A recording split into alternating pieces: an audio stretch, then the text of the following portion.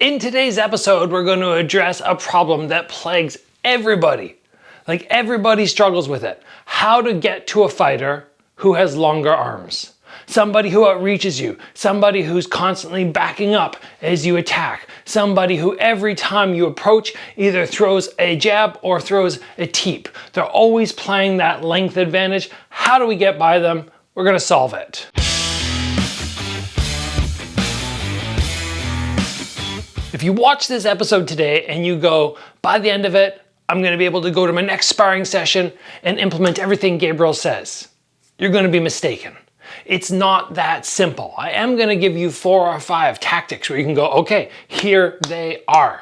But you've got to go and drill them. You've got to start implementing them into your shadow boxing, into your bag work, even testing them in pad work. Start doing some drilling. Maybe a couple weeks from now, or a month, or 2 months, you'll actually start executing in sparring, and all of a sudden that height difference won't be a big deal. It took me a while to get to that stage where I went, oh, if I'm sparring somebody who's 6'2", and they're 170 pounds, oh, it's not really throwing me off. If they're 6'5" and 220, oh, it's not really throwing me off anymore. You don't look at size anymore as, oh, this big, enormous thing that you have to overcome. You're just like, I know the tactic, I know the drill to get forward, and you implement one of them. You try it. If that doesn't work, you try the next one, and eventually you'll stumble on something which does work. So let's jump right in to point number 1.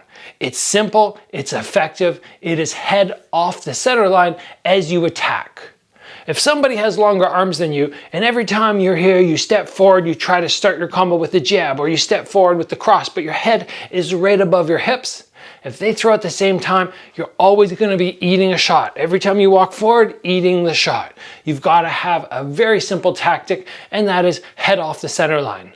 Now, obviously, head off the center line is just a slip from side to side, but you've got to implement that as you move forward, and most likely as you get your attack started, so that after you throw your jab, you can then follow up when you're within range. The good thing about being the shorter fighter sometimes, or being the person who has arms not as long, is once you get to that tight range, now it's your zone.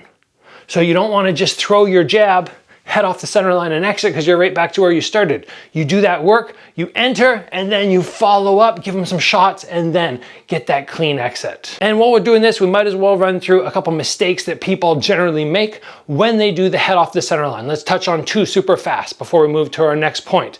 Number 1, you go head off the center line, you go, look at that, I did such a good job.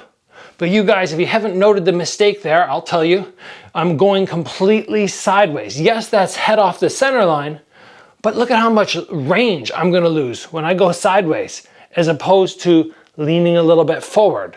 In addition to getting a little more distance, I put my head further up their arm.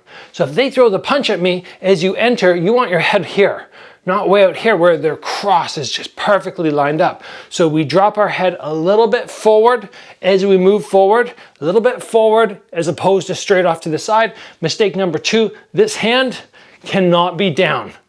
Don't throw your hand down as you go head off the center line. Protect the side of your head in case that high round kick comes. Tactic number 2 to getting forward is getting somebody to react. They react, and then you attack. How do we do this? We feint or we fake. If I'm standing across from this shorter fighter and he's just out of range, and I'm like, okay, I'm trying to land, and all of a sudden I see him do something, I'm gonna go, no, I'm gonna stop you. But if he doesn't actually attack, that's perfect because my arm's extended out, and now as I re-chamber, he starts his attack. That's the timing that we want.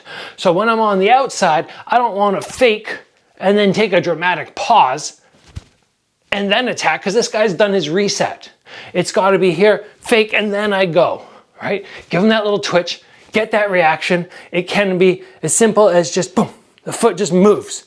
That'll get a reaction if you do it dynamic enough. Or it could be my shoulder, or it could be my hand flicking out halfway, or it could be all 3 of those, or 2 of them combined. It doesn't really matter as long as you get some sort of reaction. It could be the hip popping so they get up to the check, and then you attack them as they're putting their foot down. The fakes and the feints, as we've seen guys from city kickboxing like Israel Adesanya utilize, they're great. They throw off timing, and for the longer fighter, it's going to make them not always be able to just jab at will, front kick at will. They're gonna be thinking, okay, this guy's attacking, lift my knee up, oh no, he's not, and then you're on top of them.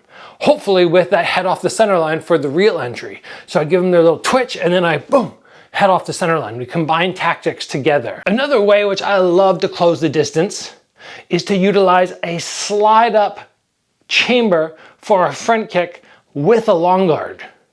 Why does this work so well? Well, I'm basically closing off all attacks from the center by lifting this knee up and going into a long guard position. I don't lift my leg and then slide. I pump my knee up, and as I pump my knee, I slide at the same time, just like that. And it doesn't matter if this guy front kicks me now because he's gonna get jammed. He's gonna front kick my knee or my shin. It doesn't matter if he throws a jab because I have my hand out there and it's either gonna hit here or here and ricochet off. So I'm just outside of range. I just, see how I drop my chin? And then I get into my zone, whether that's clinch or combos. On this one, you're basically giving that hard pressure, but you're not just walking straight forward. You're really closing off their ability to land with any substance because you've elongated yourself, right? I went from here where the front kick is gonna do the most damage, but now, if it lands here, they're so much weaker on their technique. Or instead of having full power at the head, this out here means they're gonna ricochet off. It's almost like instead of getting to here as I attack, I get stopped here, or I get stopped here. The power has not increased enough yet to be dramatic. So you can, just from this out of range zone, just slide on in and get to that point where you're like, yes, now I'm not against this fighter who can outreach me. We're in my zone now. And again, remember, this works for anybody who's bigger, and there's always gonna be somebody bigger and taller. Unless you're the tallest fighter in the world, and you'd have to be like, I don't even know what the tallest fighter in the world is, but you gotta be up in the high 6 foot range. So whether you're at the gym, whether you're in a fight, these tactics are so important. What we have to remember sometimes though is the shorter fighter, especially if you're competing at the same weight class, right? It's not just in the gym, you're actually doing weight classes. The shorter fighter is generally the stronger fighter. That's because the lankier fighters like myself don't have those thick arms or thick legs. So if you are a strong fighter, or even like myself, somebody who's developed real confidence in my Dutch guard, sometimes you can just kind of go Terminator style on them. What do I mean by that? This is something that I actually enjoy doing. Not so much if I'm fighting somebody in my own skill level, because you are going to eat some shots off the forearm and you might eat one in the face, but I go real strong guard, elbows flared out slightly, and I just walk forward, sort of slide up on them. And if they're in their guard and they're ready to throw a jab or something long, that's fine. They're gonna ricochet off here, boom, boom, boom. My stomach's tight, I slightly hunch forward, body's really strong, so I don't get sort of knocked backwards as I'm getting punched. I just truck through all the attacks until I get to my zone. And in addition, if this guy is going to be throwing lots of front kicks and that's a thing you're concerned about, you're like, okay, well, that's great, Gabriel, my hands are here, but now he's front kicking me. Make sure you tighten your stomach, and sometimes you can still Terminator forward, but you catch the kick. Generally, we catch the kick from here. We're stationary, we hollow out. But a lot of times I just go and I just move up into the guys when I'm sparring them. I just take the shot to capture their leg. It's fun to do. You don't want to try this for your very first time against somebody who's way more skilled than you, because you'll get pieced up.